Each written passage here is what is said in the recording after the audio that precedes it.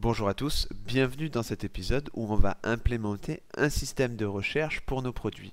L'idée ici, ça va être assez simple et assez court à faire. On va mettre en place ici une barre de recherche de façon à pouvoir ensuite taper quelque chose et suivant la recherche qu'on a faite, ça devra nous afficher une liste de produits, toujours en conservant la pagination bien sûr, euh, une liste de produits qui fera référence au mot qu'on a tapé, suivant s'il est dans le titre ou alors dans la description.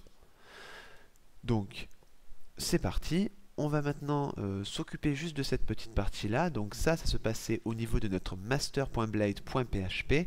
Et ici, on avait tout simplement un petit lien avec un icône SVG. Donc, ce qu'on va faire, c'est le retirer. Et ici, créer un include. Et on va se dire qu'on fera un dossier partials et dedans on créera un search.blade.php. Donc à ce niveau-là, on va se créer le partials et à l'intérieur, on va donc créer le fichier search.blade.php. Et là, on va intégrer notre formulaire. Donc ce qu'on va faire déjà, c'est juste mettre un petit formulaire avec un input, donc de type texte, bien sûr. Donc le name, ça sera Q pour query, c'est-à-dire requête. Et juste là, on va mettre un bouton de type submit. On va lui donner une classe btn, btn-info pour garder un petit peu le sciant du site. Et on va marquer rechercher. Ou même pas, on va tout simplement aller chercher sur font awesome le search icon, histoire d'avoir une petite loupe, comme ça se fait assez souvent. Donc c'est la version 4 qu'on utilise. Voilà ici.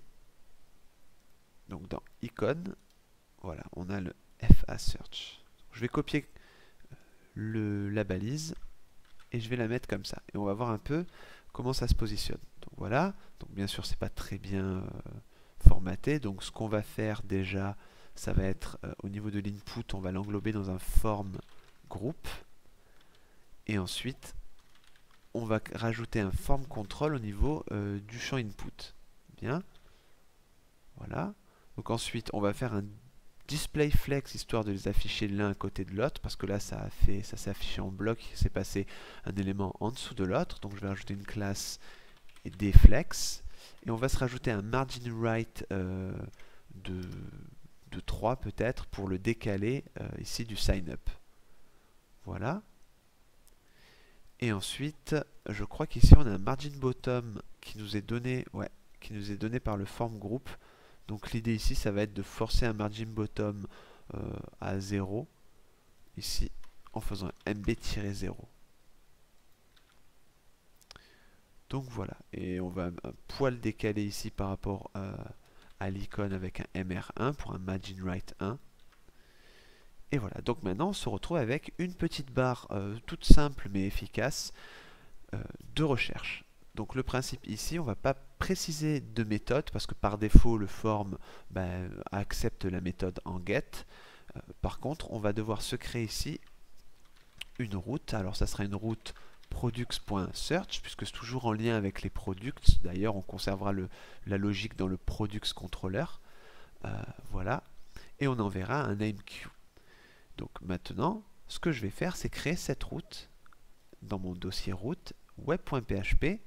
Là, j'ai les routes concernant les produits, c'était juste au-dessus. Je vais faire ma route en get, puisqu'en règle générale, les recherches par barre de recherche se font en get. Et on va juste appeler search, voilà, tout simplement. Ça sera le même contrôleur, donc ça sera un product controller at search, fonction qu'on va se créer juste après, et on va la nommer products.search, histoire de venir compléter ici notre formulaire. Donc je vais copier ça, et on l'avait déjà écrit, donc c'est products.search. Parfait. Maintenant, on va aller se rendre dans app http controllers, et dans products controllers, on va créer un public function search. Et là, ce qu'on va faire, c'est déjà récupérer l'input. Donc, on va se dire qu'on aura $Q qui sera du coup les caractères qui auront été tapés dans la barre de recherche à la recherche. Donc pour la récupérer, on va faire un request. Et avec la request, on va chercher l'input qui correspond à la clé Q. Ce qu'on va faire ici, c'est juste un DD de Q, voir si tout fonctionne bien. Je vais venir réactualiser. Et là, si je tape, on va faire le test sur cet article-là. Hein. On va retaper son titre.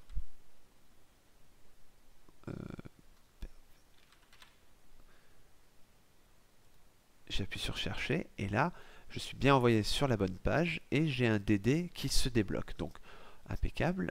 L'idée maintenant, ça va être de faire une recherche. Ça va être plutôt simple avec Eloquent.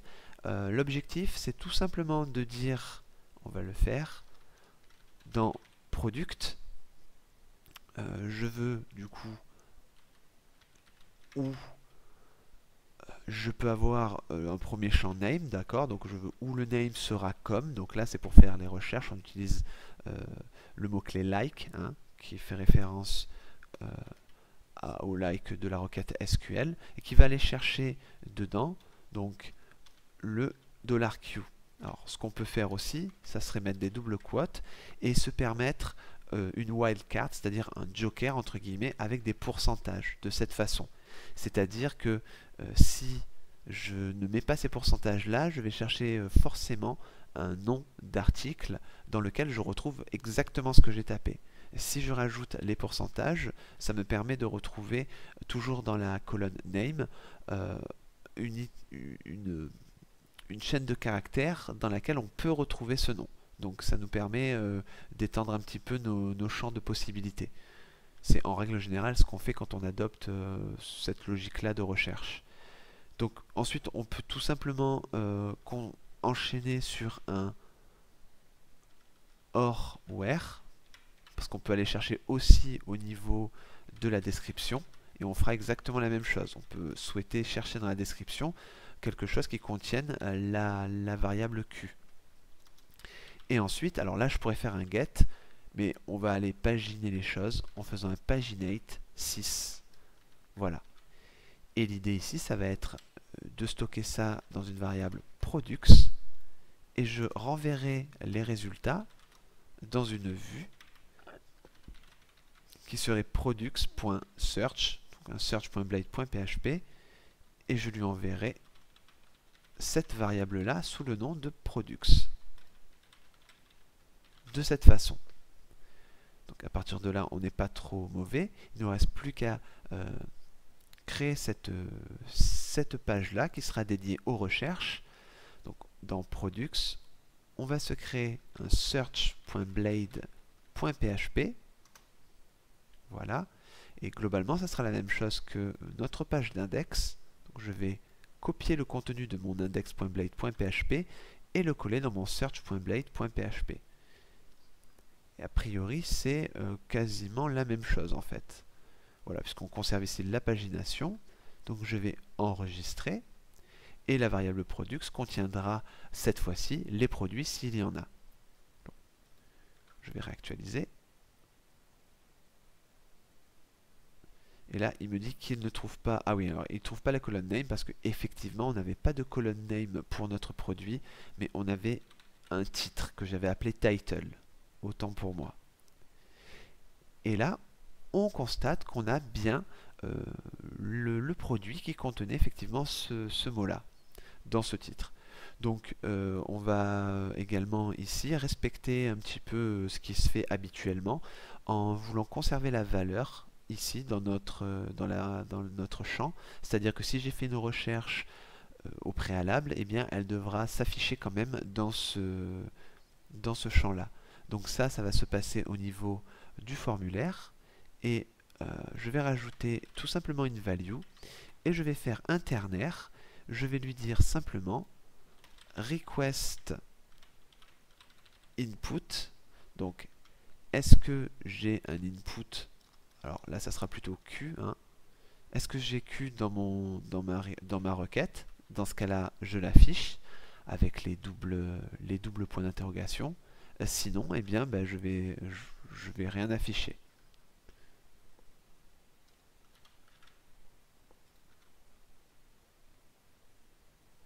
Alors, il n'y avait pas forcément de 2 points. Voilà. Et là, je retrouve ici le titre que j'ai tapé à ce niveau-là. Donc si je tape n'importe quoi, on va le retrouver ici.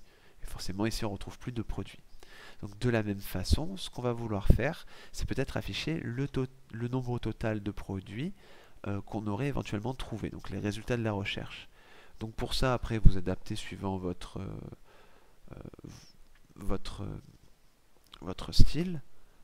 On va aller votre design. Donc ce qu'on va faire, c'est retourner dans master.blade.php et au niveau ici, juste avant l'euro MB2, ce qu'on peut faire, c'est faire un if, et si la request input existe, dans ce cas-là, on va afficher dans un petit H6, pourquoi pas, le total. Donc, ça veut dire qu'on aura très certainement passé la variable product, donc on va faire un product total, résultat, avec un S entre parenthèses, pour la recherche, et là, entre guillemets, on va passer request Q. Voilà, ça nous permet de styliser un petit peu tout ça, et on voit effectivement que là, on a 0 résultat pour la recherche tête. Je vais revenir au niveau de ma page d'index, et on va prendre un mot ici, par exemple celui-ci, voilà, et le coller dans notre barre de recherche, et il me semble que ce mot est présent dans plusieurs produits. Et effectivement, on le voit dans plusieurs produits, dans 9 produits, avec la pagination qui fonctionne toujours, et comme vous constatez, on conserve les inputs de la requête, et notamment la query, en plus de la page. Donc on peut naviguer comme ça, d'article en article. Voilà, et puis vous pouvez tester autant de mots que vous voulez. On se retrouve maintenant avec une recherche fonctionnelle. Voilà, là cette fois-ci on n'a que 5 résultats. Voilà. Donc jusque là c'est parfait. Donc ce qu'on peut faire en plus de ça, c'est rajouter un petit peu de logique dans notre product controller et faire tout simplement un request validate, et on peut préciser ici des règles. Donc on va se dire que pour Q, on va avoir peut-être envie de dire qu'il est required, d'accord, et qu'il aurait un minimum de 2 caractères quand même, ce qui serait un minimum, ou de 3 caractères. Et j'enregistre, et a priori, j'ai déjà dans mon master.blade.php une session dans le cas où on a des erreurs. Mais cette session-là ne suffit pas, parce que nos éventuelles erreurs se trouveront dans la variable globale errors. Donc on va simplement faire un if, et on va vérifier si le count de notre variable errors est supérieur à 0. Et dans ce cas-là, on va se créer une div qui aura la classe alert danger, et également un UL de cette façon. Et on va pouvoir boucler à l'intérieur. Alors je ne sais pas pourquoi il ne veut pas me faire l'autocomplétion du snippet. Voilà. Et on va tout simplement boucler sur errors all, histoire de les récupérer à chaque fois dans la variable error. Tout simplement, on va afficher cette erreur dans un LI. Je vais mettre ma balise LI et j'y affiche l'erreur. Et je crois que le style bootstrap qu'on a par défaut a des margin bottom et des margin top, donc on va les éliminer avec MB0 et MT0. Impeccable. Donc maintenant on va recharger tout ça et on va faire une requête bidon. Donc on va commencer par une requête toute vite qui devrait renvoyer une erreur. Et là on me dit bien que le champ devrait être requis. Et si je fais juste une requête avec 2 caractères, on me dit que je dois signifier au moins 3 caractères. Donc voilà comment créer un système de recherche relativement basique mais fonctionnel pour notre application.